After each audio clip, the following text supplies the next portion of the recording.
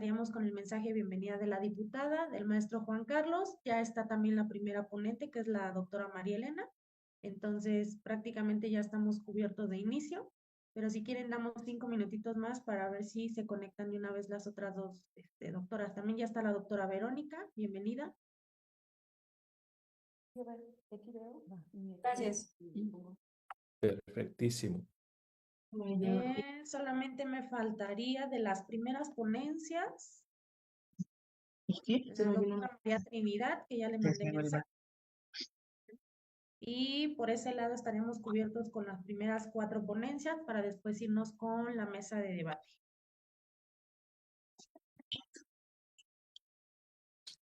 Entonces, si les parece, iniciamos 11:05. Diputada, ¿está de acuerdo? Muchas gracias. Está perfecto. Qué gusto verlos a todos. Igualmente. ¿Se escucha bien mi audio? Perfecto. Perfectamente. Perfecto. Muchas gracias. Quiero solo que se vea una pantalla. ¿Solo que solo se vea esta.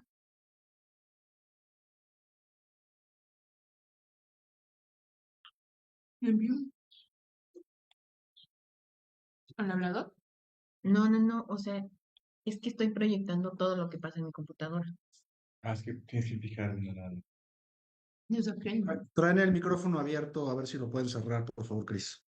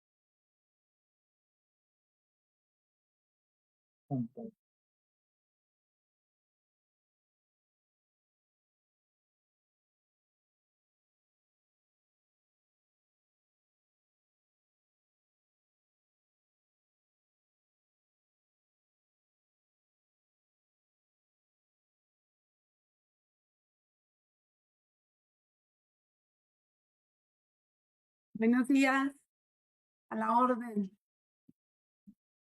Hola, doctora Osiris, ¿cómo está? Buenos días. Yo soy Lucy. Muchas gracias por conectarse. ¿Cómo Gracias está? por la invitación, perdón por las tardanzas, pero la tecnología no nos ayudaba, no nos dejaba entrar. Pues ya en un minutito arrancamos. La diputada ya está conectada, la diputada Liliana Ortiz. Entonces, y ya tenemos prácticamente las primeras ponencias también ya conectadas. Entonces, 11:05 arrancamos por respeto a las agendas de cada uno de ustedes. Gracias.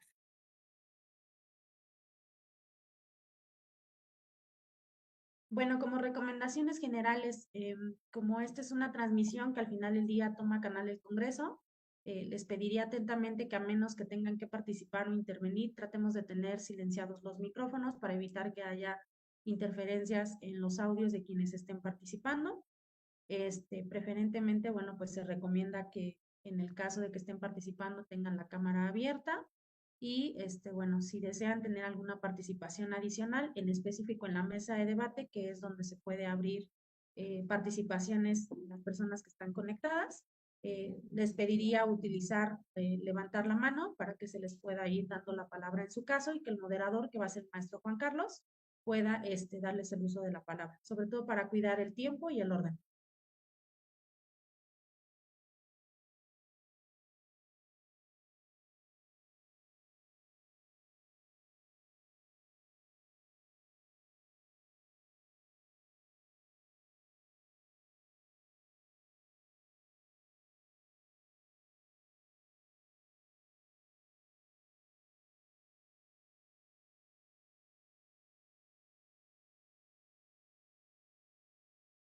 Listo, pues si les parece podemos dar inicio en cuanto Canal del Congreso nos indique. Estamos listos para poder arrancar con la cortinilla que preparamos para entrar con el conversatorio. Hola Lucy, soy yo en el canal cuando quiera, ¿no? Perfecto.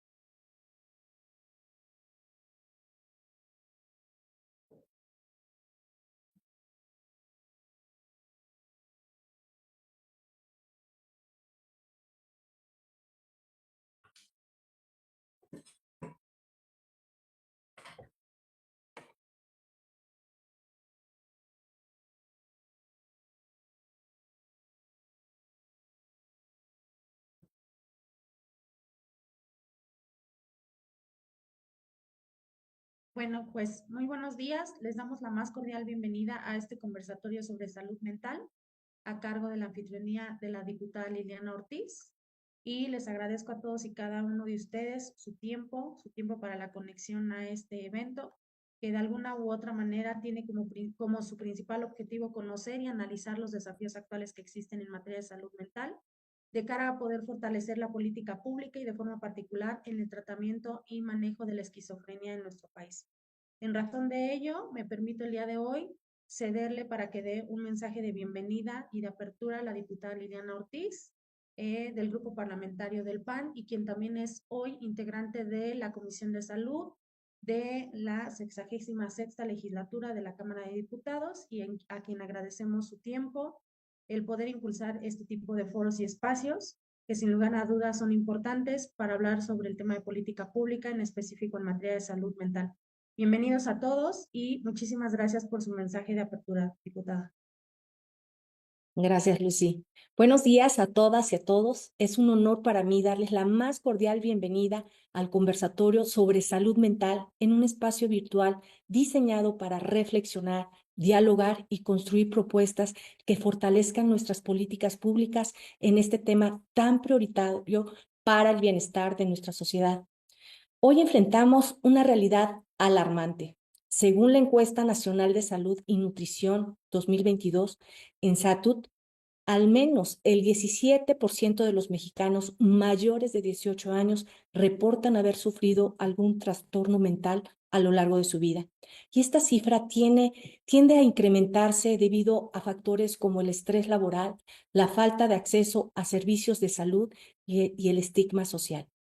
En particular, la esquizofrenia afecta aproximadamente a 1 de cada 100 personas en México, según datos de la Organización Mundial de la Salud, OMS. Este trastorno, que suele manifestarse en la juventud, no solo tiene un impacto devastador en la vida de quienes lo padecen, sino que también representa un reto significativo para las familias, el sistema de salud y la economía nacional. Estimaciones indican que los costos asociados a los trastornos mentales graves, como la esquizofrenia, superan los 70,000 millones de pesos anuales, considerando atención médica, ausentismo laboral y pérdida de productividad. El objetivo de este conversatorio es claro: conocer y analizar los desafíos actuales en materia de salud mental, con especial énfasis en el tratamiento y manejo de la esquizofrenia. Esto no solo implica garantizar el acceso a servicios especializados, sino también avanzar en la prevención, la rehabilitación y la integración social de las personas afectadas. Hoy tenemos la fortuna de contar con un grupo de destacados expertos y expertas cuyos conocimientos y experiencias serán esenciales para enriquecer este diálogo. Desde los datos más recientes sobre la situación nacional hasta las estrategias para rehumanizar el tratamiento de los pacientes y asegurar que los derechos humanos sean el eje rector de nuestras políticas, Cada intervención será una guía para entender hacia dónde vamos y dónde debemos dirigir nuestros esfuerzos. Aprovecho para subrayar que aunque hemos logrado avances importantes, queda muchísimo por hacer. De acuerdo con la Encuesta Nacional de Salud Mental y Adicciones en ASAMA 2023-2024, solo el 30% de las personas con trastornos mentales graves reciben atención médica especializada y menos del 15% de los programas de salud pública está dedicado a la prevención y el tratamiento de estos padecimientos. Estos números nos recuerdan la urgencia de actuar. Quiero agradecer profundamente la participación de todos los ponentes y asistentes y en esta ocasión reconocer la participación decidida de CGIA, Asuntos Públicos y Legales, así como de Feeling y el equipo de la Cámara de Diputados. Gracias a todos por todo su apoyo. Su presencia aquí es un reflejo del compromiso colectivo que necesitamos para enfrentar esta problemática. Como representantes de distintos sectores de la sociedad, tenemos una responsabilidad compartida: traducir estas reflexiones en acciones concretas que transformen la vida de quienes más lo necesitan. Estoy convencida de que al término de este ejercicio saldremos fortalecidos en nuestro entendimiento y con una visión más clara de cómo avanzar hacia un México donde la salud mental sea una prioridad en la agenda pública y un derecho plenamente garantizado. Les invito a participar activamente, a escuchar con atención y a sumar sus voces para que juntos podamos dar pasos firmes en la atención de este desafío. Nuevamente, les doy la bienvenida a este importante conversatorio y les agradezco profundamente su tiempo, su dedicación y su compromiso con esta causa tan noble y necesaria. Muchas gracias y bienvenidos. Muchísimas gracias, diputada. Y finalmente, en este mensaje de apertura, por favor, le pediría al maestro Juan Carlos Castillo, socio director de CGA Legal y Asuntos Públicos, que también dirigiera un breve mensaje para poder dar inicio con las ponencias del conversatorio. Muchas gracias, Lucy. Primeramente, decir que me siento muy honrado de poder estar participando en este conversatorio, reconocer y agradecer la iniciativa legislativa por parte de la diputada Lili Ortiz. Hemos tenido ya la oportunidad de intercambiar ideas sobre este tema y en una clara constancia del esfuerzo y el compromiso que tiene la diputada en un tema tan relevante para nuestro país como es el de salud mental. Reconocer y agradecer, por supuesto, la participación, el tiempo dedicado a nuestros especialistas que hoy nos honran con la presencia en este conversatorio. Y en representación de la sociedad civil, pues nada más decir que estamos en el mismo camino. Hago eco de las palabras de nuestra anfitriona, sobre todo en la necesidad de buscar la construcción y la definición clara de políticas públicas sanitarias enfocadas en temas de salud mental, en un claro también rescate en este padecimiento, en donde hoy en día, más allá de una enfermedad constante, permanente y con un alto índice de prevalencia en nuestro país, resulta ser un tabú. Y es necesario este tipo de ejercicios, es necesario este tipo de foros y es necesario este tipo de construcción a través de todos los especialistas que hoy nos acompañan, con el objetivo de que este conversatorio sea, pues, esta punta de lanza en un trabajo colectivo, en un trabajo colegiado, para que de manera conjunta y desde las trincheras de cada una de las instituciones, organismos nacionales e internacionales que hoy nos estarán acompañando y compartiendo durante la agenda de este conversatorio, podamos establecer desde la parte técnica, científica y médica las necesidades de cómo construir una política pública a través de los legisladores que tienen un claro compromiso en ello, como es la diputada, y que al final no quede nada más en la intención de buscar compartir las necesidades y las ideas, sino el compromiso asumido es que este sea el principio de un camino de construcción para y en beneficio de los pacientes que padecen temas de salud mental, específicamente en temas de esquizofrenia, con el objetivo que a través de este grupo de expertos, a través de estos especialistas y a través de la voz de la sociedad civil, con el apoyo del cuerpo legislativo de nuestro país, podamos apuntar a soluciones expeditas que beneficien a la sociedad mexicana y, por supuesto, a nuestros pacientes. Así que para mí es un verdadero honor y placer, refrendando nuestro compromiso y apoyo en representación de la sociedad civil para poder colaborar con los médicos, con los legisladores, con los funcionarios de la administración pública y, por supuesto, en beneficio y para y con los y las pacientes en México. Así que muchas gracias, diputada, por haber tomado esta iniciativa, reconociendo y viendo a especialistas reconocidos en esta materia que estarán intercambiando sus ideas. Así que estaremos muy honrados de escucharlos, de participar y de definir compromisos y acciones claras en lo subsecuente. Gracias.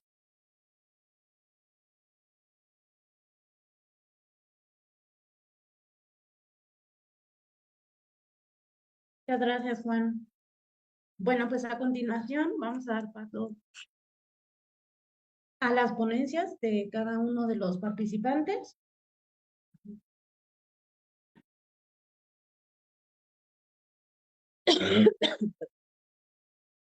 Tantito.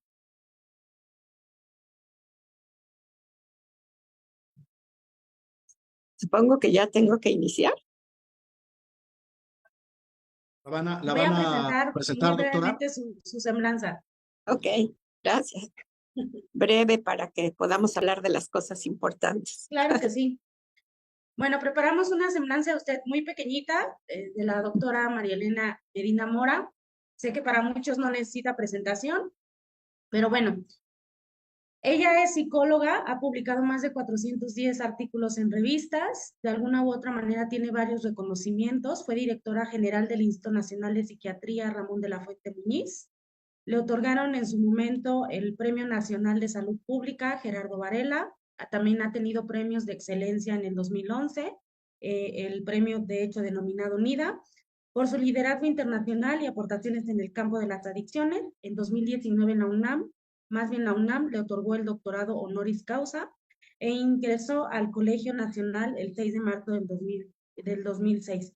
Sin lugar a dudas, la doctora Medina Mora es una catedrática de la Facultad de Psicología, muy importante, y es licenciada y maestra en psicología por la Universidad Iberoamericana. Bienvenida, doctora, y muchísimas gracias por estar el día de hoy aquí. Pues muchas gracias por la invitación, es un gran honor. Y pues agradecerles que tomen este tema. Para muchas de nosotros y muchos de nosotros ha sido una historia de vida y que necesita mucha atención. También agradezco la introducción que han hecho, tan oportuna y tan exacta.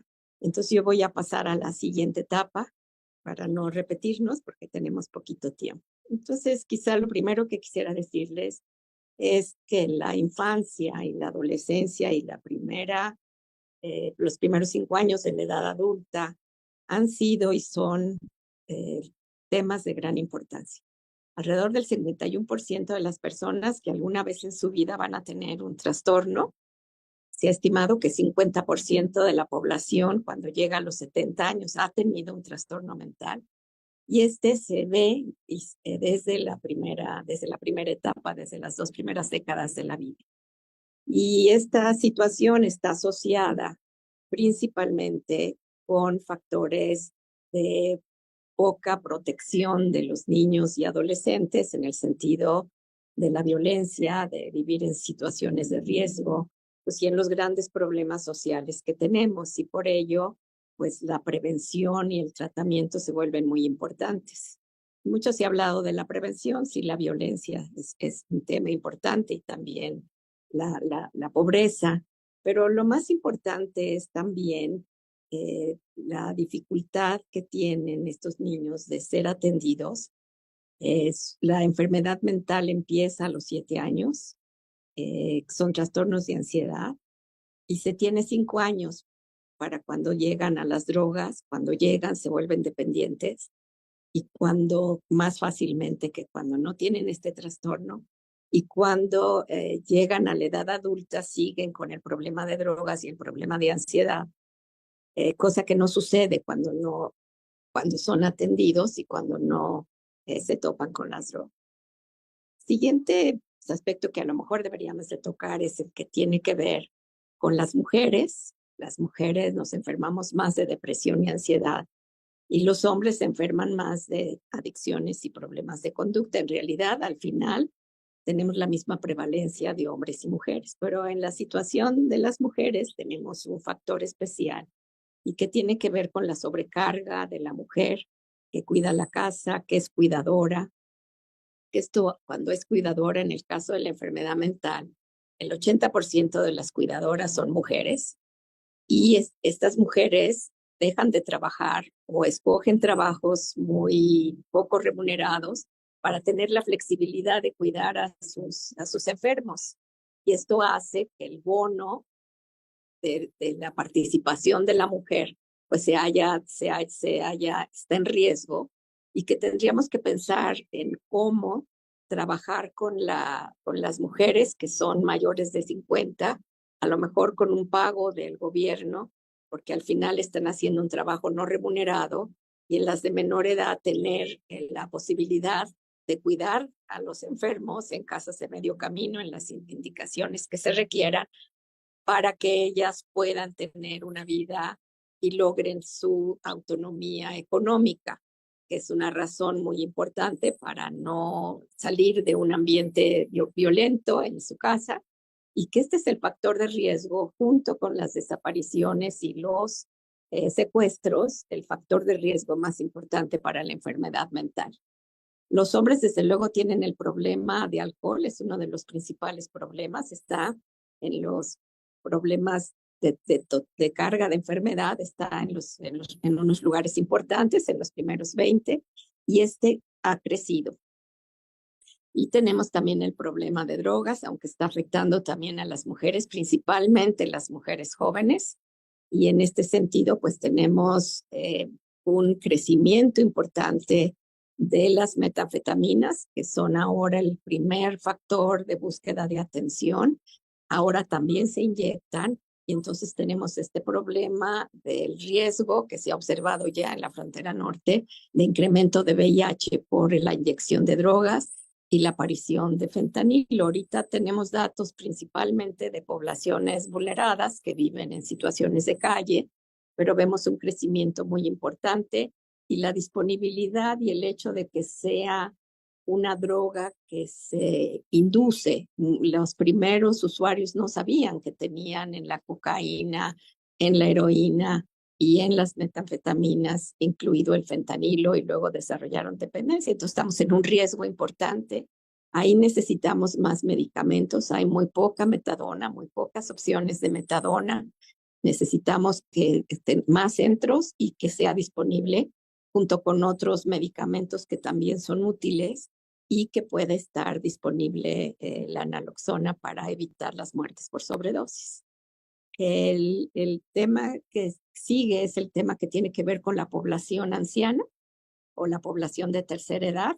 No debería decir anciana porque yo soy de ese grupo, pero lo que hay es un crecimiento muy importante en la enfermedad. Una parte tiene que ver con el envejecimiento, porque la demencia pues obviamente aumenta por motivos de edad y no por motivos diferentes, pero cuando hay abandono, cuando hay poca visita de los familiares o cuando están en albergues, pues esto también genera una gran necesidad de atención a esta población. Y pues nos permite un poco hablar de la necesidad de trabajar con los factores relacionados en vivir sin dolor y una muerte digna, utilizando lo que ya se ha hecho y que es un trabajo legal que han hecho ustedes de forma muy importante en el sentido de que se cuiden la manera de usar estas sustancias para no impedir que las personas que lo necesitan la usen y que no desarrollen dependencia por ser derivados del opio. Aquí la psicología lo que ha hecho es trabajar con las personas para un bien morir. No es nada más cuestión del dolor, es cuestión de prepararse para esta etapa de la vida y una cuestión de poder despedirse, de hacer lo que necesitan cuando todavía lo pueden hacer, de que la medicina pueda ayudarlos a que logren sus fines aunque ya no haya una atención tipo curativa, y que los psicólogos trabajemos mucho más en prepararnos para la muerte, pero también a los niños, también a los hermanitos, también a los familiares. Y bueno, en esto también se ha avanzado y estoy muy agradecida por ello. Muchas gracias. Muchísimas gracias, doctora, por su participación. Bueno, a continuación le voy a dar la palabra a la maestra Verónica Lastra González. Voy a hablar un poco de su semblanza.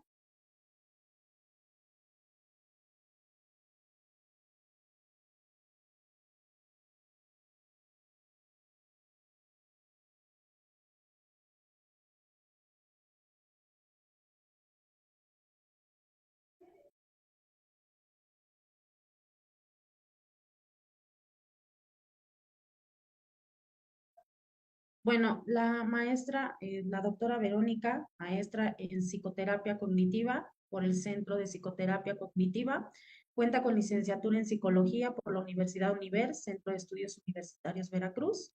También tiene un diplomado en intervención en crisis por el Instituto Jalisciense de Salud Mental. Cuenta con otros cursos como el programa de entrenamiento en terapia cognitiva conductual. Ha sido coordinadora del programa de psicología por la Unidad de Rehabilitación Integral CAICEIME. En enero del 2019 ha sido también docente de posgrado en el diplomado en terapia cognitiva para manejo de trastornos de ansiedad y depresión en Centro de Terapias Cognitivas Conductuales con respaldo de la UNIVA, psicóloga clínica en CAICIME, ha sido también psicóloga clínica en oficinas centrales de la Secretaría de Salud de Jalisco, da consulta privada de psicología en el Centro de Atención de Psicología CAPSI, y bueno, pues actualmente es una profesionista destacada en el tema de salud mental.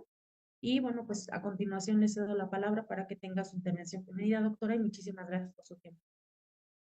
Muchas gracias, gracias a todos. Gracias, diputada Lili, por escucharnos. Estoy muy agradecida de que el día de hoy nos escuchen con este tema tan importante y tan relevante como es la salud mental. Nos desempeñamos en esta institución desde hace muchos años y estamos ansiosos de ser escuchados o que seamos un medio para que escuchen a estas personas con esta discapacidad que recientemente ya se ha determinado como una discapacidad psicosocial y estaba muy invisibilizada debido a que no es como otras discapacidades que se pueden ver como una discapacidad física, motora, otras discapacidades intelectuales que se pueden ver. Entonces, estoy realmente feliz y agradecida por que nos escuchen.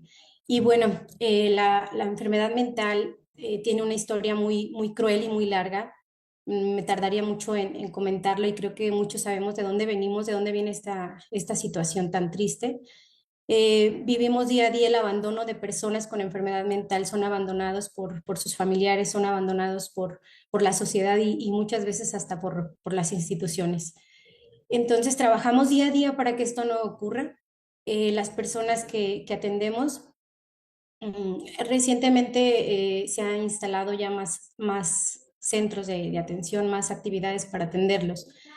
Y bueno, la historia así cortita viene de que las personas, una vez que eran diagnosticadas, si no nos vamos tan lejos, cuando eran, pues que les querían sacar el demonio, que querían, que tenían algo como algo extraño, ¿no? Sabemos que es un problema, pues una situación de salud. Y bueno, eran medicadas, las personas eran atendidas de manera muy pues pobre, en el sentido de que solo se les podía medicar y se podían dejar en un centro si bien les iba, y estar en un completo abandono, incluso por los familiares, y así hay muchos hospitales psiquiátricos llenos de personas abandonadas.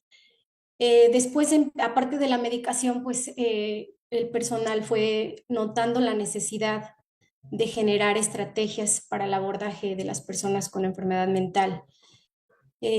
Visibilizando que ahora no solamente era la medicina, sino que también podíamos incidir en esta situación con otras herramientas como la psicoeducación, como la atención a las familias, podíamos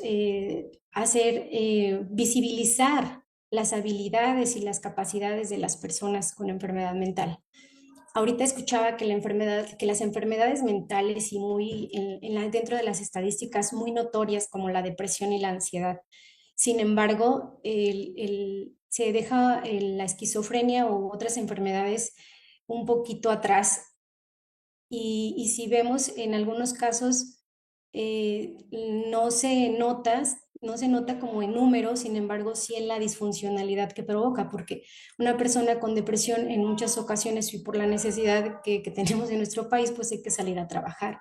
Sin embargo, una persona con una discapacidad psicosocial, con esquizofrenia, pues le limita bastante su situación, para su funcionalidad en el día a día.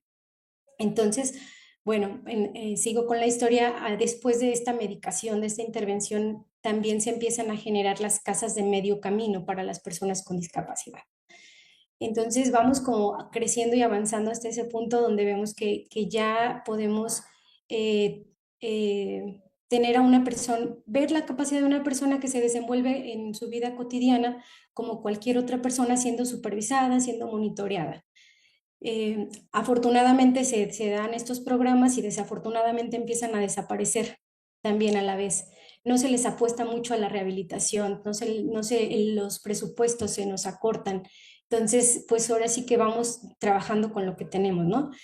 Y se logra rescatar, por lo menos aquí en Jalisco, se logran rescatar programas de apoyo a la reinserción de personas con enfermedad mental y con discapacidad.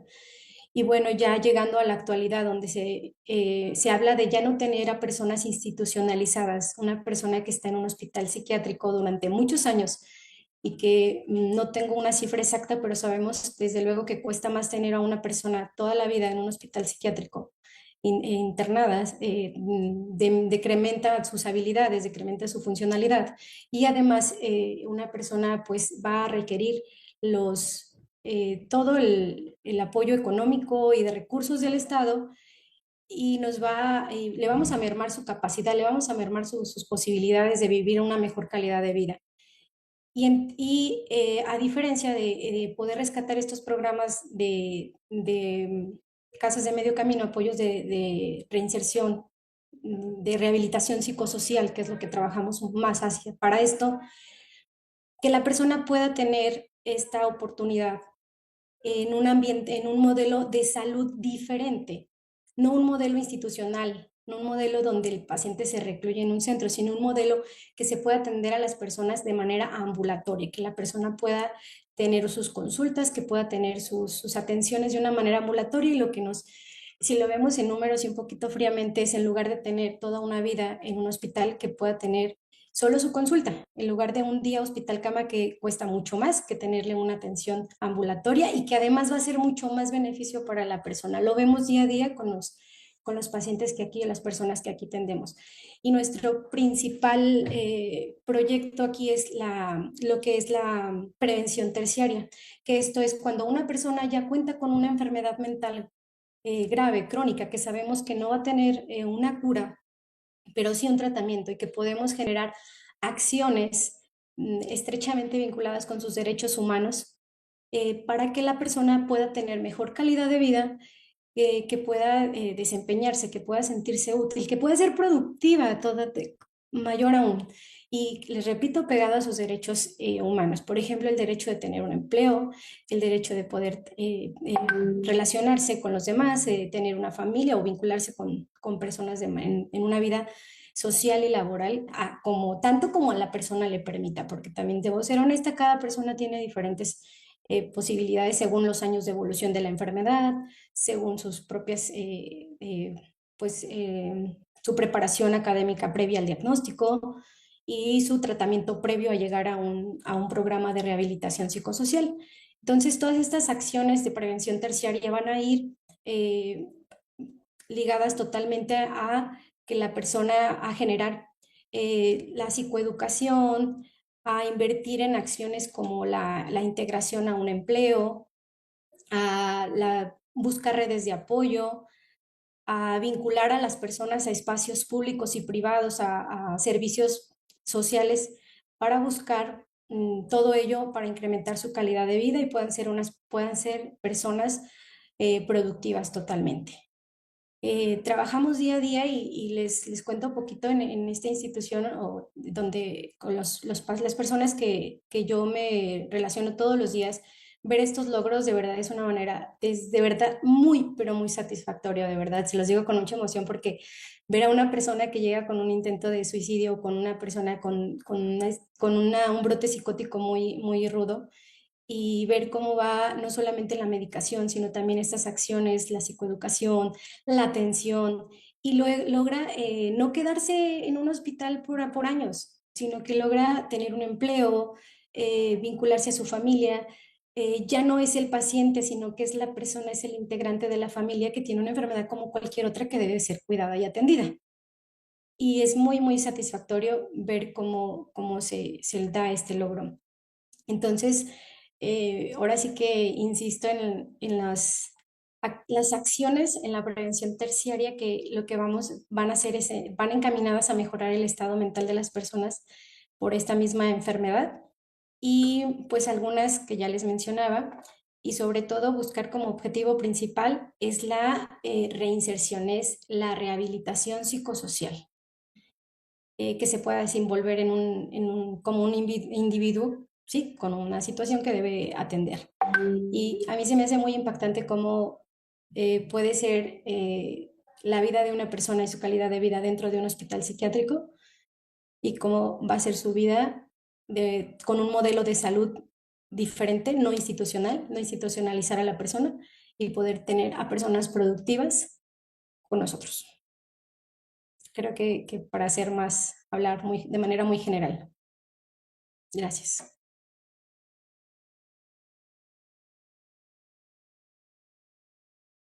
Muchísimas gracias, doctora. Bueno, a continuación le voy a dar al paciente rehabilitación y funcionabilidad. La maestra es licenciada en Trabajo Social por la Universidad de Guadalajara, maestra en Terapia Familiar Sistémica por la Universidad de Guadalajara, cuenta con diplomado en Terapia de Pareja por el Instituto de Zapopan, con diplomados en Intervención de Crisis por el Instituto Jalisciense en Salud Mental, ha sido consejera laboral por el sistema del DIF nacional, candidata a Premio Nacional de la Juventud en su emisión 25 por Mejor Labor Social. Actualmente es la encargada de la Jefatura de Trabajo Social del Centro de Atención Integral de la Salud, Estancia Prolongada, integrante de la Red de Vinculación Laboral de la Secretaría del Trabajo y Previsión Social, Delegación Jalisco, gestora de apoyos sociales e inclusión laboral para personas con discapacidad psicosocial. Bienvenida, doctora, y muchísimas gracias por estar el día de hoy aquí.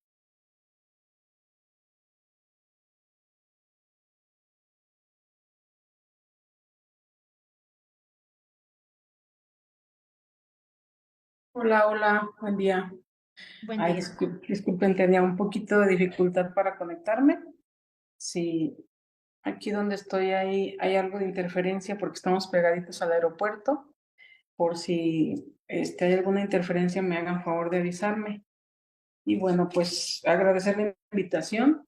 Al igual que la maestra Verónica, con quien tengo el gusto de compartir el área laboral. Me emociona el tema porque creo que en estos años que hemos participado en la institución es la primera vez que tenemos un acercamiento justo para hablar hacia la humanización de la persona con enfermedad mental.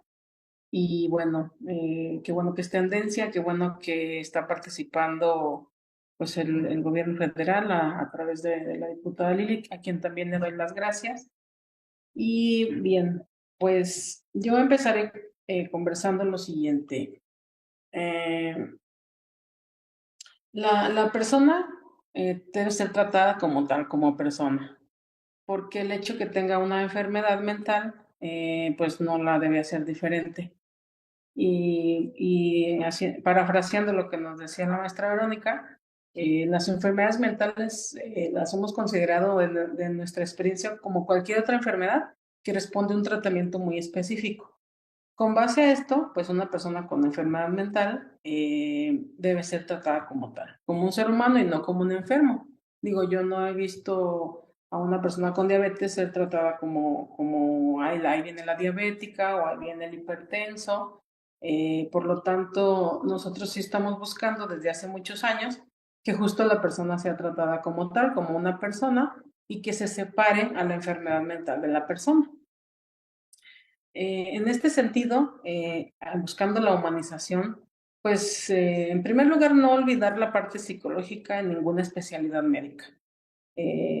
Nosotros hemos visto que hay otras comorbilidades también médicas que han necesitado, por ejemplo, interconsultar a un psicólogo o un psiquiatra y pues no están precisamente las personas diagnosticadas con alguna enfermedad mental. Entonces, no olvidar tratar a la persona como un ser humano, no como un enfermo, no olvidar la parte psicológica en ninguna especialidad médica, porque bueno, finalmente es una de las principales esencias de la persona, pues su psique, aparte de nuestro pues, organismo físico, ¿no?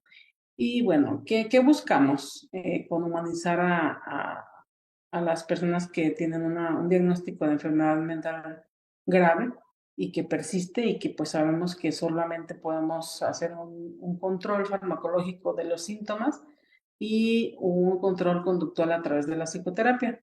Pues que la persona siempre tenga la posibilidad de decidir, que la persona siempre participe en la toma de sus decisiones y que sean decisiones compartidas, no como, pues como siempre ha venido siendo.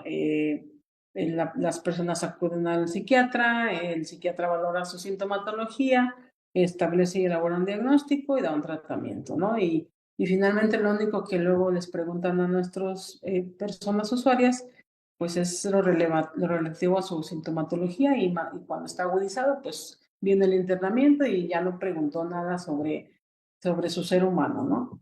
Entonces, no olvidar esta parte de la toma de decisiones y de que sean compartidas. La dinámica que nosotros estamos buscando en la unidad de rehabilitación que tenemos aquí en Jalisco, pues es justamente esta. Preguntarle a la persona cuál es la vida que le gustaría vivir. ¿Qué objetivos o metas ha tenido en el trayecto de su vida? Y con este tratamiento de psicoeducación y de rehabilitación psicosocial, pues que pudiera establecer sus metas, que pudiera tener claridad en la vida que quiere vivir, como cualquier persona y como cualquier derecho humano. Inclusive, nosotros acá hemos descubierto que hay otros abordajes, desde un abordaje farmacológico, psicológico, el abordaje con las familias, pero también justo por esta humanización, pues también nosotros buscamos la parte de su espiritualidad y que inclusive si es una parte muy importante para la persona, esto nos ha demostrado que hasta puede reducir síntomas. Es impresionante, pues, cómo al tratar a la persona, como ser humano y dejar a un lado sin desvincular la enfermedad, podemos tener resultados sorprendentes, ¿no? Como nos decía la maestra Verónica. Hay una experiencia que nosotros hemos vivido con las personas usuarias que atendemos. Cuando hacemos todo este abordaje que les estoy hablando y llegamos a la parte de evaluar sus habilidades, sus capacidades, con qué herramientas personales sí cuenta, cuáles sí tiene, las potencializamos, las resaltamos en la persona y las trabajamos. Estoy de acuerdo con lo de que decía, nos hemos llegado a sorprender de los logros que pueden tener las personas usuarias a pesar de diagnósticos tan devastadores como la esquizofrenia, el trastorno bipolar, la depresión mayor u otras comorbilidades.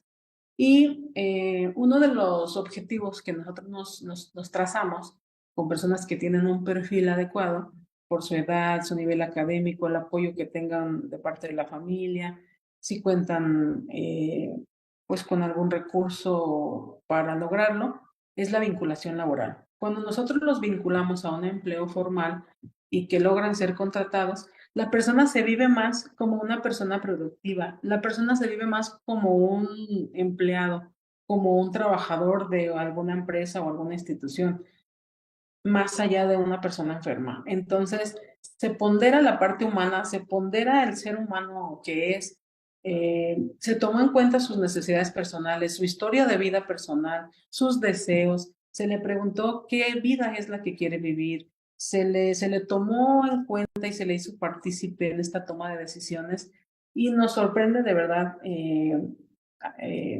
enormemente el avance que llega a tener la persona y los años que puede vivir en una manera muy normalizada.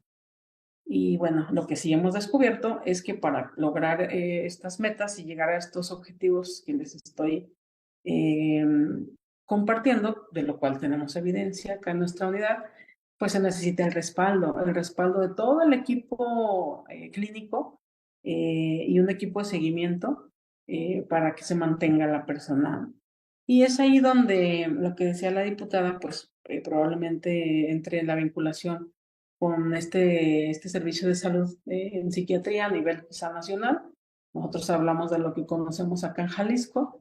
Sin embargo, sí cabe pues aquí mencionar que definitivamente sí se requieren los apoyos sociales, sí se requiere la intervención de los niveles de gobierno estatal y federal para que cada vez más personas que tienen diagnósticos de enfermedad mental puedan accesar a este modelo de intervención y que entonces de manera humanizada se pueda trabajar la rehabilitación psicosocial y podamos tener cada vez más personas que se vivan como persona, como un empleado, como una persona productiva, más allá de como una enferma. Es lo que les comparto hasta ahora. Y bueno, sí, esta dinámica me parece decisiva para poder llegar a instrumentar estos recursos para nuestras personas usuarias. Les agradezco muchísimo y aquí sigo atenta a lo que nos sigan compartiendo.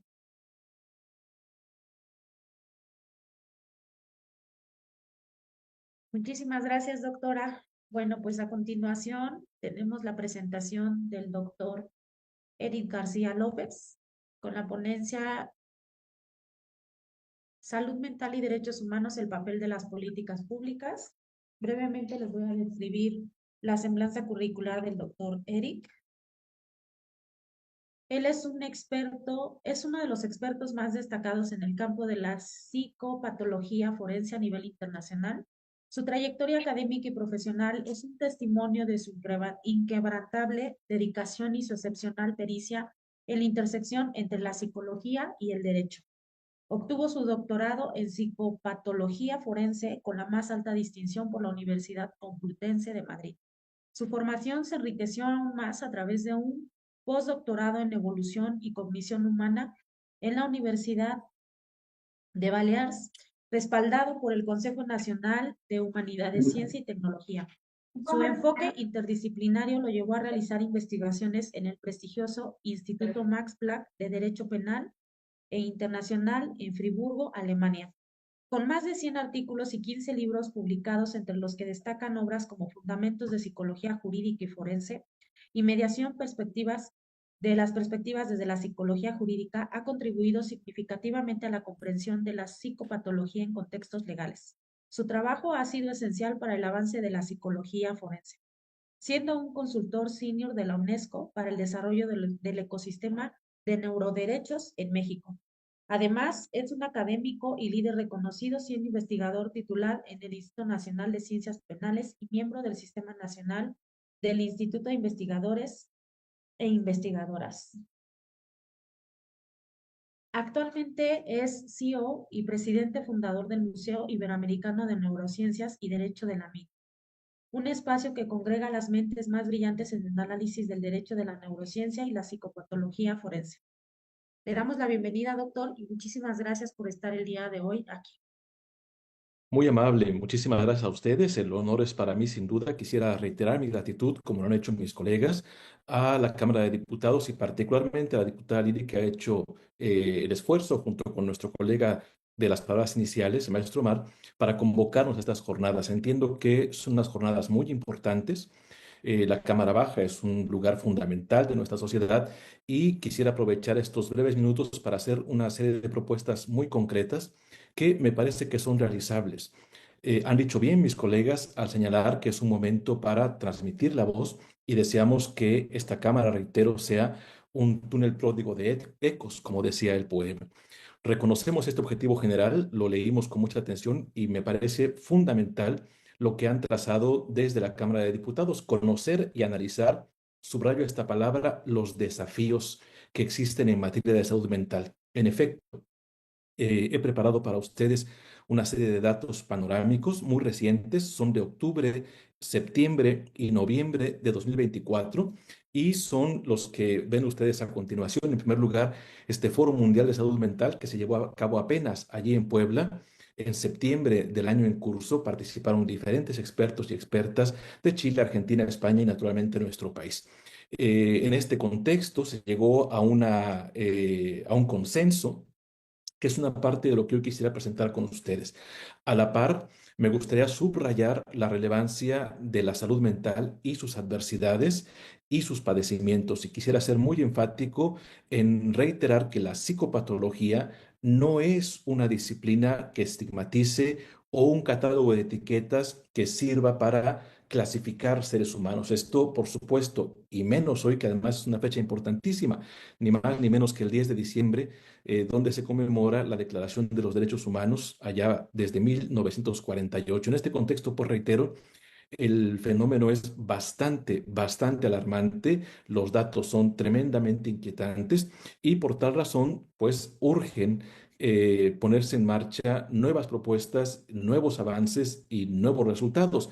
Antes de continuar, quisiera subrayar también el papel tan valioso que ha tenido la profesora Mariana Medina Mora y Casa, no solamente como directora del Nacional de Psiquiatría, también de la Facultad de Psicología de la UNAM, sino como la brillante investigadora pionera en muchos campos que nos ha dejado múltiples tareas y a la par, pues subrayar el papel de Feeling. Feeling ha hecho un trabajo hermoso allá en Puebla, convocando a más de 50.000 profesionales de la salud mental y pues justamente en este contexto es que se plantea esta propuesta. El segundo documento de referencia es este que ven ustedes en la pantalla, es un documento público, gratuito, que si ustedes me lo permiten, enviaré a la diputada para que ella y su equipo puedan estudiarlo con calma. Aquí vienen varias propuestas específicas. El documento está en nuestro idioma, se llama Salud Mental, Derechos Humanos y Legislación, Orientación y Práctica. Y voy a poner en breve una serie de propuestas muy concretas derivadas de este análisis de consenso. Noten, por favor, estimadas colegas y compañeros, que este documento proviene de la edición, pues, responsable la OMS y a la par el área de derechos humanos de la ONU. Así es que es un documento bastante confiable, publicado apenas este año allá en Ginebra. Por desgracia, el panorama para nosotros es bastante desalentador, es inquietante. Este es el panorama global en lo que respecta a la salud mental y me gustaría destacar los riesgos para ella. Lo comentó la profesora Medina Mora al principio.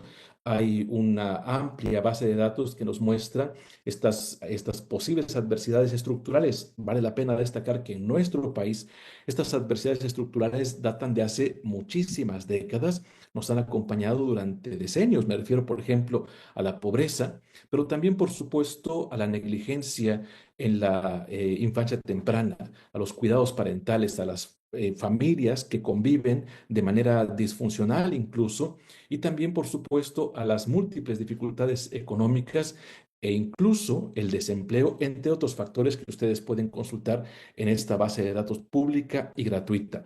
La OMS ha hecho diferentes campañas. Yo quisiera concentrarme esta mañana solo en lo que respecta a nuestros derechos humanos, entendida pues la salud mental sí como un derecho fundamental, por supuesto, pero también como un derecho humano. Como ustedes bien saben, si bien todos los derechos humanos son derechos fundamentales, no ocurre lo mismo en el ámbito reverso. A la par, este otro documento que nos dice lo siguiente, vean ustedes qué alarmante son las cifras de consenso global más reciente. En 2019, 1 de cada 8 personas en el mundo, es decir, 970 millones de personas, padecían un trastorno mental. Los más comunes y frecuentes, la ansiedad y los trastornos depresivos. Pero atención, la mayoría de las personas que padecen trastornos mentales no tienen acceso a una atención efectiva. Además, dice la OMS, muchos de ellos sufren estigma, discriminación y violaciones de los derechos humanos. Es decir, pues sí hay un fenómeno objetivamente enorme que debe atenderse y que la Cámara de Diputados, en tanto que poder legislativo, pues tiene la facultad de atenderlo desde esa tarea que es la norma. Precisamente por esta razón es que la propuesta que viene a continuación me parece particularmente relevante. Reitero, esto está tomado de las fuentes más actuales, las que corresponden a las publicaciones de 2024. Los datos, insisto, son terribles. En cuanto a la ansiedad, por ejemplo, 301 millones de personas sufrían un trastorno de ansiedad. Atención con lo siguiente. Vean, por favor, en la pantalla cuántos millones de niños y adolescentes están registrados ya en este padecimiento. Lo mismo ocurre con la depresión, 280 millones de personas, de entre ellas 23 millones de niñas y adolescentes. Y a la par, y esto es relevante para nuestro país, después haré mención específica de la CIE 11, lo que respecta al trastorno de estrés postraumático complejo y naturalmente al trastorno de estrés postraumático. Alta, dice la OMS, en entornos afectados por conflictos. México es una afirmación que podemos sustentar con múltiples razones. Vivimos en un país con alto entorno de conflicto. Una de esas adversidades estructurales está también afectada por la violencia que, insisto, padecemos desde hace décadas. Y punto muy relevante para concluir esta mención inicial, lo que respecta a este padecimiento, la esquizofrenia. 24 millones de personas, dice además la OMS, quienes padecen esquizofrenia tienen una esperanza de vida de 10 a 20 años por debajo de la población general. ¿Qué podemos hacer? ¿Qué debemos hacer frente a esta adversidad? ¿Qué es lo que se propone? Bueno, en primer lugar, lo que ustedes pueden ver en la pantalla, insisto, es información oficial de la OMS. Observen, por favor, lo que dice esta importantísima organización internacional. Aunque la mayoría de las personas son resilientes, quienes están expuestos a circunstancias adversas como la pobreza, la violencia, la discapacidad y la desigualdad, corren un mayor riesgo. He subrayado en color amarillo lo que respecta a sistemas de salud y apoyo social. No cuentan, dice la OMS, con los recursos necesarios. En este contexto, pues, la ONU, el área específica de derechos humanos, apenas el 25 de octubre de 2024, es decir, hace unas cuantas semanas, presentaba este documento que ustedes tienen en la pantalla. Esto está muy vinculado a lo que hicimos allá en Puebla, el Foro Mundial de Salud Mental con Feeling, donde uno de nuestros ejes está vinculado a los retos desde la perspectiva de la neurociencia. La ONU nos dice hay que combatir estas adversidades, pero hay que también tomar en cuenta la inequidad. Y otro aspecto relevante a la que la doctora Medina Mora hizo mención al principio, esta inestabilidad económica o financiera. El documento es fruto publicado el 16 de junio de 2024, fruto de una nota de la Asamblea General de la ONU, la extrema pobreza, dice en nuestro idioma, y los derechos humanos. Y alude de manera específica a la salud mental. Dice este documento, en términos generales, lo que ustedes pueden observar, lo he subrayado yo en color magenta, pero el original está, por supuesto, en blanco y negro. Un aspecto fundamental en lo que mis colegas que me antecedieron en el uso de la palabra también han hecho énfasis, pasar de un enfoque estrictamente biomédico a un enfoque de derechos humanos. Esto es muy relevante. Podría haber confusión, no tendría por qué ser así, pero existe confusión y vale la pena aclararlo. La psicopatología, reitero, toma en seria consideración el ambiente. No podría ser de otra manera.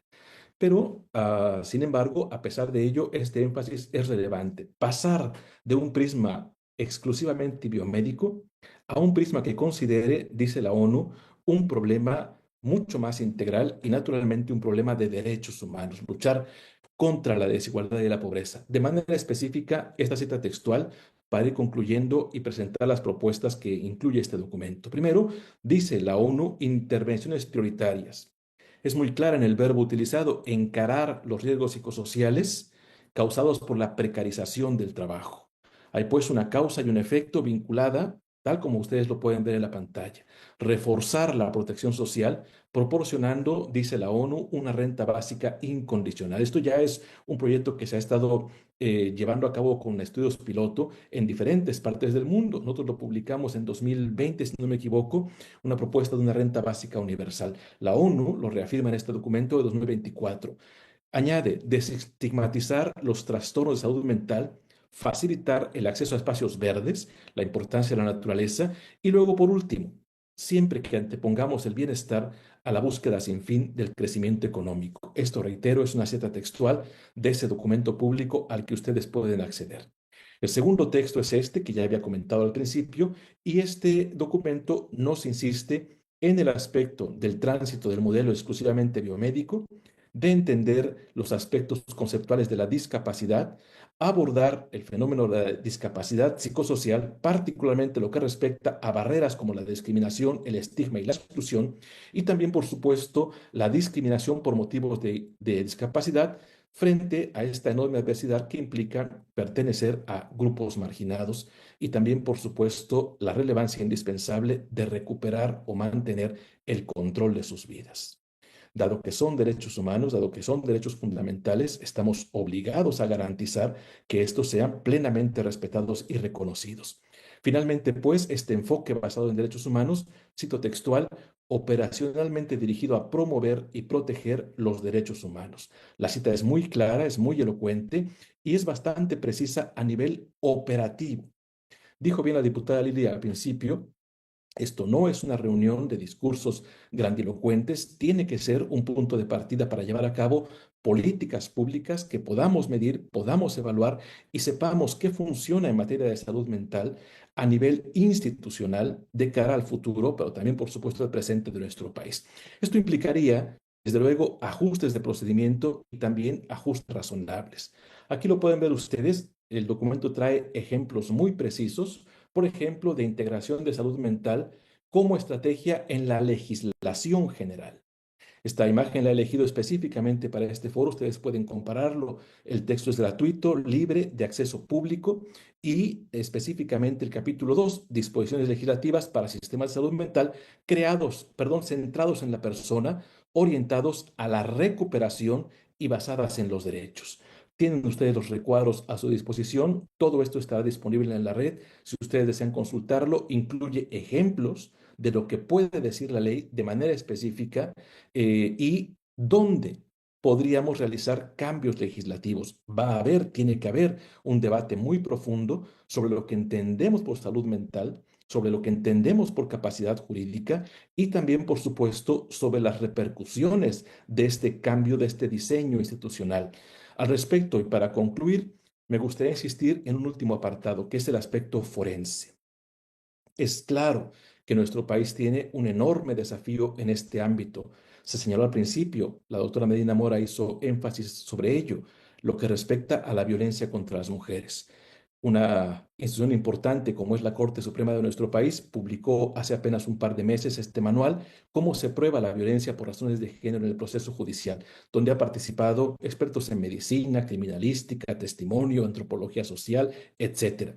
Y a la par, naturalmente, como fuente de consulta y como propuesta específica, el uso de la CIE 11 para una comunicación no solamente intergremial, sino de cara a lo social.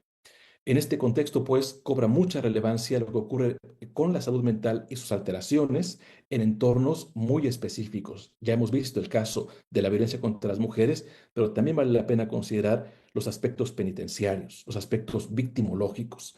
Para ello, y con esto concluyo, hemos hecho una serie de propuestas específicas vinculadas a algo que entendemos debe estar basado en nuestros datos, particularmente los que proporciona el INEGI, como muestra esta ENVIPE que se publicó apenas en septiembre de este año, la Encuesta Nacional de Victimización y Percepción sobre Seguridad Pública. En este contexto, pues, cobran relevancia las alteraciones de la salud mental novedosas, innovadoras, que incluye ahora la CIE 11, como el código 6B41, el TEP complejo. No nos alcanza el breve tiempo que tenemos para conversar con ustedes, pero es un panorama a pinceladas, un bosquejo a vuelo de pájaro para dialogar con ustedes en el futuro, deseando que estas consideraciones puedan ser útiles para la Cámara y, por supuesto, para nuestra sociedad. Muchísimas gracias y muy buenos días.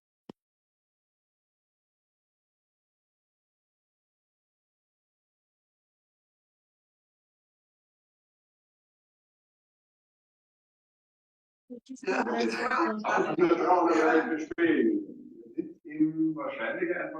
Reitero la importancia de tener los micrófonos apagados, por un lado, y cuando sea su participación, centren un poquito la cámara de manera horizontal para que a la hora que se transmita a través del canal del Congreso, el enfoque sea el correcto.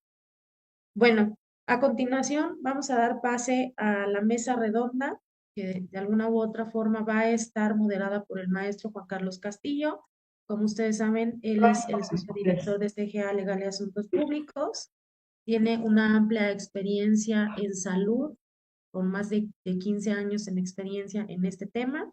Y bueno, pues el día de hoy él va a moderar esta mesa, que está intitulada Mesa Redonda, Abordaje Terapéutico en Salud Mental y Política Pública, Estrategias para la Prevención y el Bienestar en el Sistema Nacional de la Salud.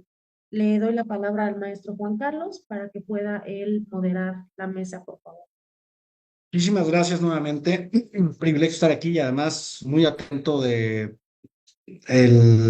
todas las conversaciones y sobre todo de los datos duros que han intercambiado cada uno de los ponentes. Definitivamente se refuerza la relevancia de la salud mental en cuanto a temas de prevención, control y tratamiento. Sobre todo por esto que mencionaban, ¿cómo podemos nosotros apuntar hacia mejorar las condiciones de lo que hoy en día son los tratamientos disponibles, las terapias, pero desde una perspectiva preventiva? Y que un paciente con alguna enfermedad, específicamente esquizofrenia, que es el caso que nos ocupa, no sea un aliciente para que, más allá de la afectación que tienen los familiares y por supuesto la inactividad, resultado de recaídas, consecuente hospitalización y por supuesto la afectación a la salud y a la productividad, porque además hablamos de temas no nada más de atención inmediata desde una perspectiva de salud, sino cómo atender esta perspectiva desde un punto de vista global, desde un punto de vista transversal, multifactorial, en donde más allá y claro, lo más importante de la afectación al paciente es la falta de productividad por la inactividad que generan las recaídas de los pacientes. Entonces, voy a intentar partir de bases muy generales. Voy a pedirles a nuestros ponentes, al doctor García López, a la doctora Verónica, por supuesto, a la doctora Diana, a la doctora Osiris, desde la clara perspectiva de la CONASAMA, al doctor Márquez, bienvenido, doctor Márquez, de la Secretaría de Marina, y por supuesto a la doctora Medina Mora, que nos den sus apreciaciones en 3 puntos. Les voy a pedir que, dado la alta audiencia que tenemos de ponentes de primera calidad, perdón, a la doctora Gina Ochoa también, que de alguna manera nos den desde una perspectiva introductoria, ¿cómo consideran ustedes el estado actual de la salud mental? Partiendo de la base del contexto de política pública, es decir, sabemos que la política pública, más allá de la necesidad social, del asunto público, de la construcción propiamente de una política pública a través de una normativa, de alguna disposición legal que la haga de alguna manera obligatoria o concerniente del Estado mexicano en beneficio de la sociedad. Tenemos que considerar también aspectos muy relevantes como es la asignación presupuestal para atender este tipo de políticas públicas sanitarias. Entonces, en una primera intervención, ¿no? Para ir generando un poco de interacción técnica, científica por parte de nuestros expertos, les pediría en 2 minutos nos dijeran cuáles consideran que es el status quo que tiene hoy la salud mental en el país y cómo el enfoque o cuál sería el enfoque principal para poder atender y construir una política pública adecuada. Voy a intentar dar las intervenciones al azar para que todos estén participando. Yo iniciaría con la doctora Osiris, por favor. Bienvenida y muchas gracias. Bueno, pues muchas gracias por la invitación. Gracias por la oportunidad, diputada Lili Ortiz. Es un gusto. Soy la doctora Osiris Pasarán, directora del Hospital Psiquiátrico Fray Bernardino Álvarez. Gina, saludos. Doctor Márquez, a todos. Un gusto volver a coincidir. Bueno, desde mi voz como representante de la Comisión Nacional de Salud Mental y Adicciones, yo recordaría que en mayo del 23 se hizo modificaciones a la Ley General de Salud.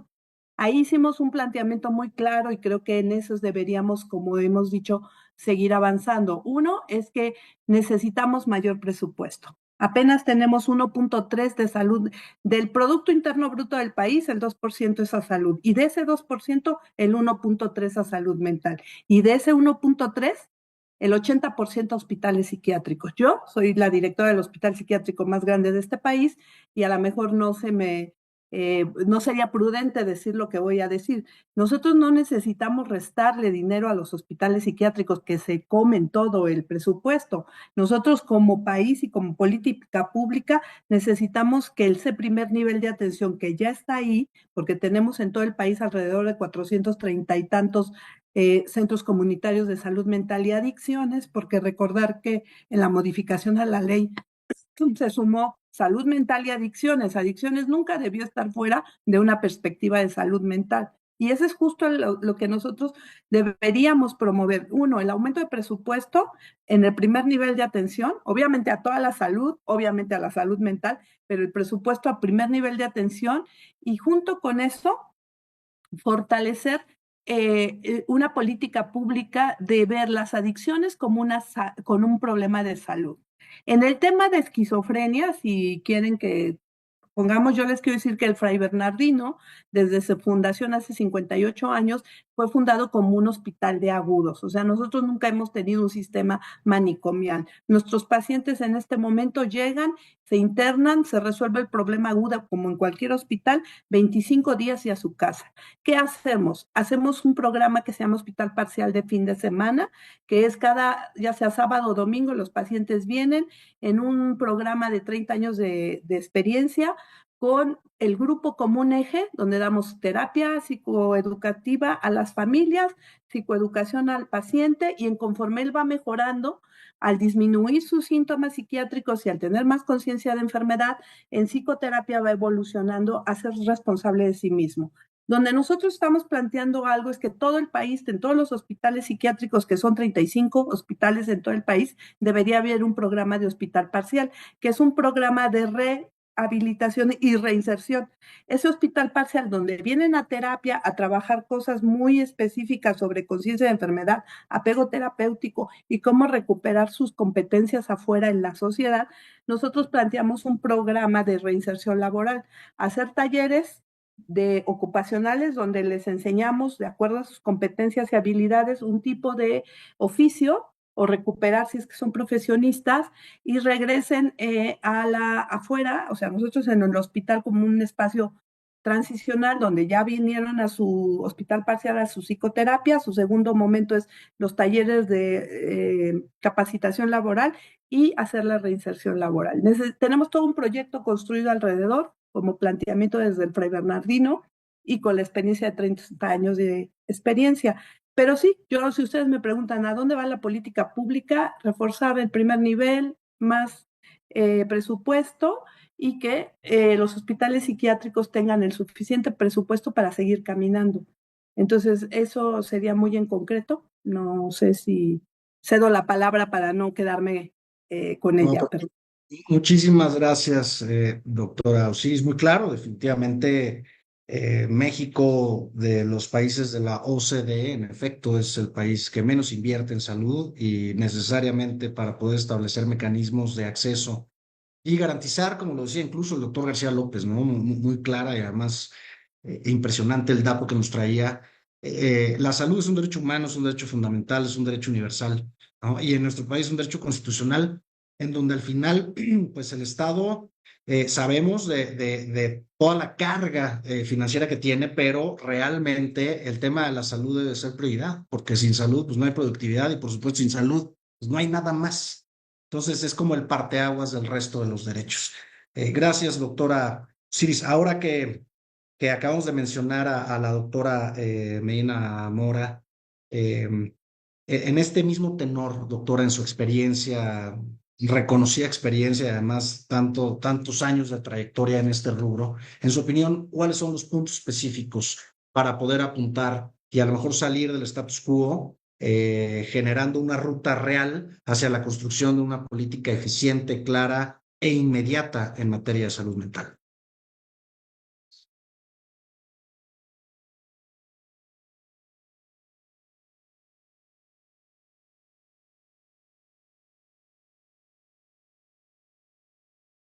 Ya no la veo, estaba conectada ahora. Bueno, mientras se reconecta, hago un paréntesis.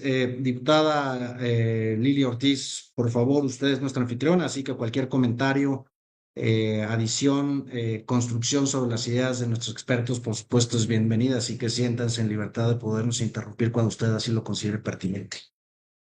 La misma pregunta para la doctora Gina Ochoa. Desde la perspectiva de la institución que dignamente representa, ¿hacia dónde tenemos que apuntar estos esfuerzos para construir nuestra política pública eficiente en salud mental y específicamente en esquizofrenia, ¿no? Hola, buenas tardes a todos. Yo me presento, soy la doctora Marta Georgina Ochoa, soy la jefa de servicio de psiquiatría del Centro Médico Nacional 20 de noviembre en el ISSSTE. Y mira, la verdad es que nosotros tenemos un programa un poquito diferente a lo que es las instituciones que han mencionado. Hola Osiris, por cierto, te regreso el saludo.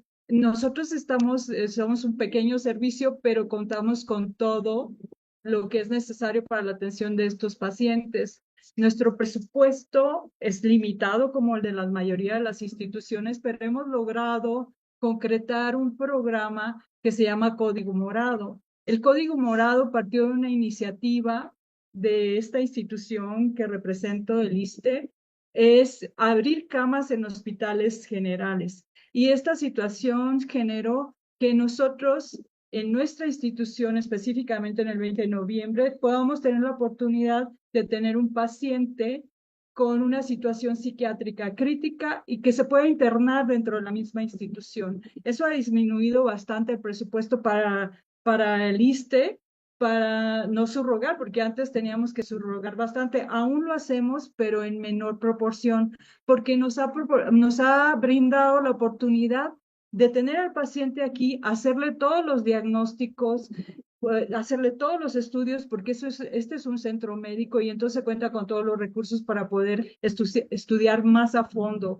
Entonces esta iniciativa está en todos los hospitales del ISSSTE que tienen este sistema de Código Morado. Además de eso, nosotros hemos implementado algún tipo de estrategias como tener algún tipo de recurso específico, como es la estimulación transcraneal por corriente directa, que entra dentro del presupuesto de la institución y que les funciona bastante a los pacientes, bastante bien a determinados tipos de pacientes. Y entonces eso evita que tengamos que ingresar pacientes por una depresión severa, a algunos otros padecimientos como ansiedad. Entonces se tratan a través de este tipo de tratamientos que son más o menos innovadores, ya no tan innovadores, pero que han demostrado que resulta en su uso. Otra de las cosas que nosotros también tenemos como asignación presupuestal es que sí contamos con los recursos de los últimos tratamientos farmacológicos para nuestros pacientes en el ISSSTE. No sé si en otras instituciones nos ha costado mucho trabajo. En los últimos tiempos se ha visto mejor una lentitud. ¿Y qué hace estos nuevos medicamentos y por los cuales siempre estamos haciendo este trámite administrativo? hace que los pacientes no tengan tantos efectos colaterales. Y todos los que sabemos aquí que este tipo de tratamientos innovadores que están surgiendo resultan mucho más eficaces a largo plazo para los pacientes. Entonces nosotros procuramos que esta asignación presupuestal también tengamos estos medicamentos para que sean menos afectados los pacientes, especialmente en esquizofrenia. Tenemos medicamentos innovadores que tienen menos efectos colaterales y están surgiendo nuevos en el mercado y que también tenemos mucho interés en contar con ellos para la atención de nuestros derechohabientes. Entonces, esto sí lo hacemos, sí es parte de nuestro quehacer administrativo de procurar tener todos estos elementos para darles una mayor atención a nuestros pacientes. Y por último, quiero hacer mucho énfasis en que no tenemos los recursos humanos a veces necesarios, no hay los suficientes psiquiatras. Imagínate, pues, yo hablo en mi calidad de paidopsiquiatra, porque también soy paidopsiquiatra, mucho menos tenemos especialistas en psiquiatría infantil y de la adolescencia. Y en esto quiero jactarme de que acabamos de abrir este curso en este hospital y la verdad nos ha ido bien porque ha tenido mucha audiencia esta convocatoria reciente. Este es el primer año que vamos a generar especialistas en psiquiatría infantil que hacen tanto falta en nuestro país. Y la doctora Medina Mora no me dejará mentir, porque ella sabe nuestra estadística, si hacen falta psiquiatras en todo el país, si hacen falta, imagínate, psiquiatras de adultos, imagínate para la atención de adolescentes, que precisamente es en esta etapa de la vida donde hacemos el diagnóstico de esquizofrenia. Entonces, sí hay muy pocos, y los pocos que hay, todos están centrados en esta ciudad. Entonces, ya no quiero decir ni qué colonia, porque también lo sé, pero sí es importante que se consideren estos aspectos y yo me quedaría con esto para dejar pie a pues que se abran otro tipo de temas, ¿no? Esta es mi experiencia y se las quiero compartir. No sé si pueda este foro tener esta repercusión para que se preste más atención a lo que es visualizar y como se decía, humanizar lo que son los padecimientos mentales, porque como se dice el lema, no es de tan trillado, no hay salud sin salud mental, y eso es una realidad, todo tiene que ver con la salud mental, y lo que manejamos aquí en este hospital son que muchos de los padecimientos que tienen, inician con el cuerpo y terminan siendo pues parte de una situación mental. Gracias. Muchísimas gracias, doctora Gina Ochoa. Definitivamente creo que los programas que ya se ha detonado en el ISSSTE, que usted representa, pues se convierte en una buena práctica médica que a lo mejor valdría la pena replicar para que no nada más las instituciones, sino la propia sociedad civil conozca más sobre los beneficios que conllevan estos programas, porque además la eficiencia y la funcionalidad que tiene para poder tratar trastornos y padecimientos de salud mental, bueno, pues son bastante relevantes. Gracias por compartirlo. Yo creo que ya hay aquí un punto importante de convergencia entre la doctora Osiris de la Comisión Nacional de Salud Mental y Adicciones y la doctora Ochoa respecto a esta necesidad de ir trabajando, de ir impulsando y de ir fortaleciendo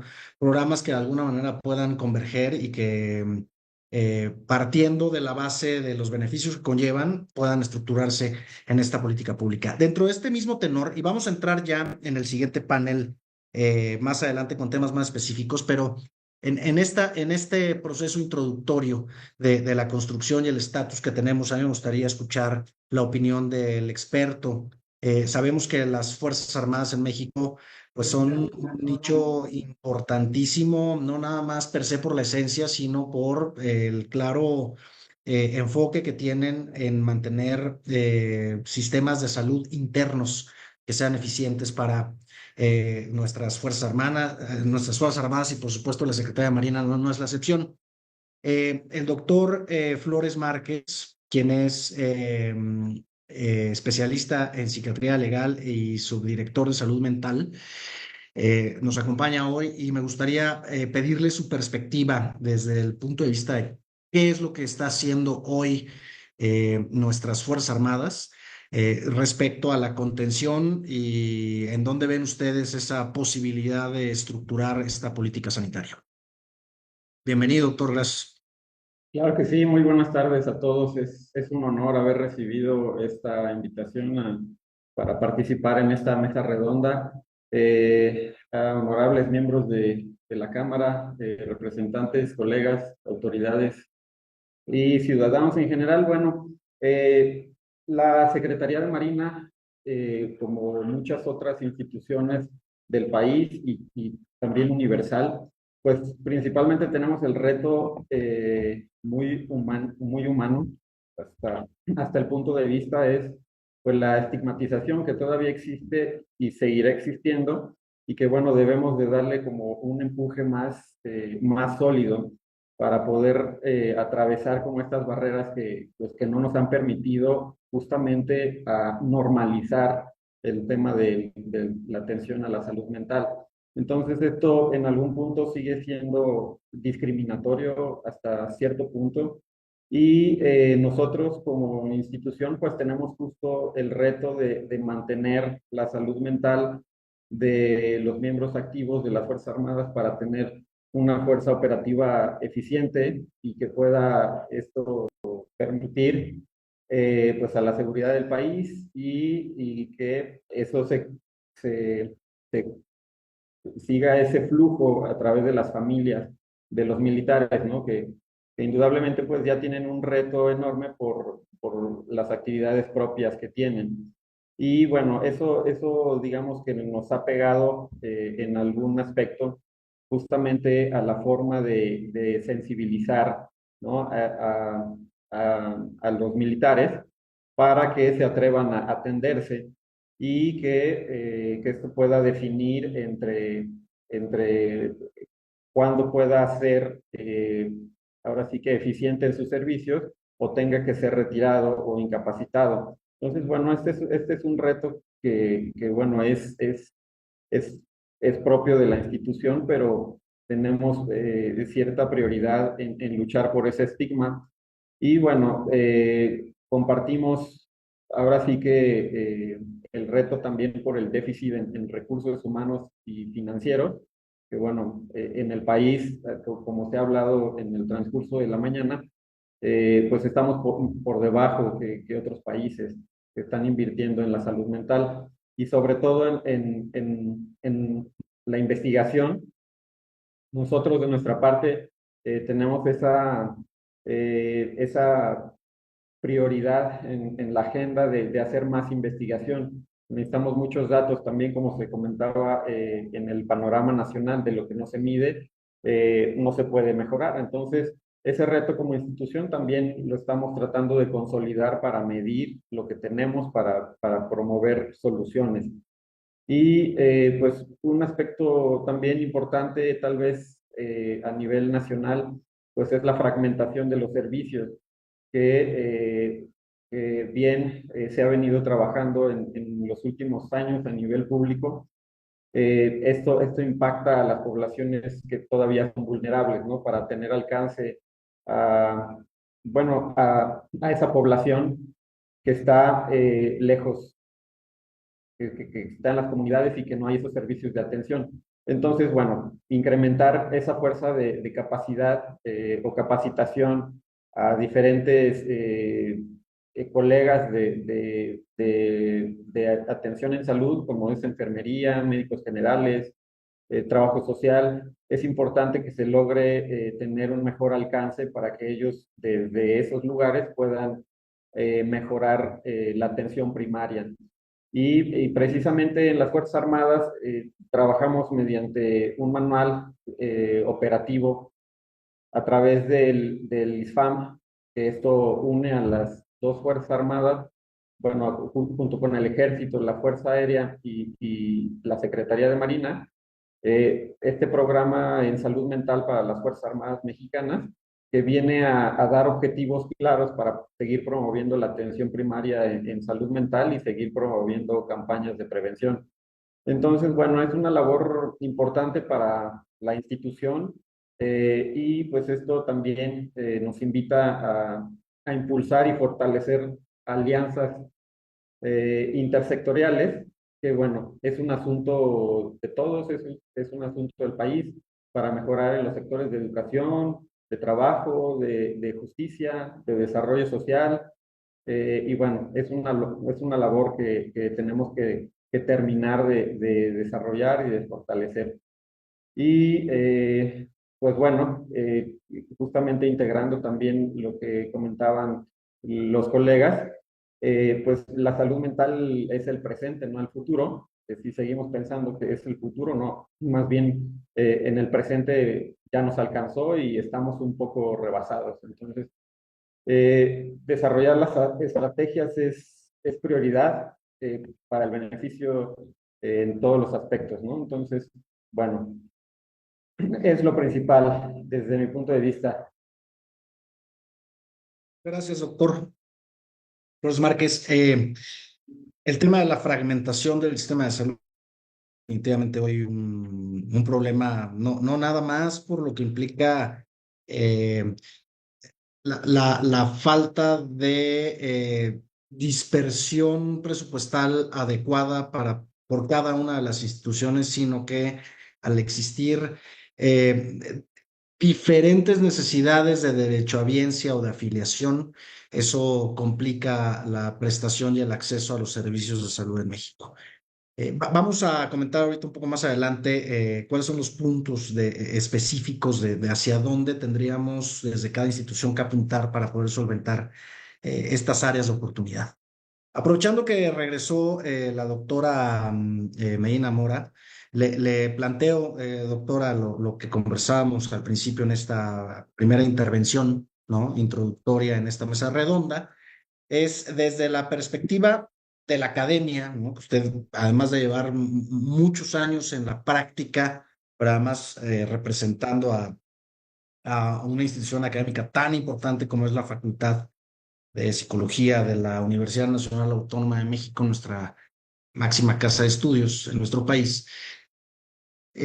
¿Cuál es, a su consideración, el estatus hoy que tenemos respecto de la problemática de la salud mental en nuestro país y hacia dónde en una primera aproximación tendríamos que apuntar los esfuerzos para construir una política pública, yo diría, holística, en el buen sentido de la palabra, que permita ir estructurando ya específicamente las necesidades de los pacientes en México? Muchísimas gracias.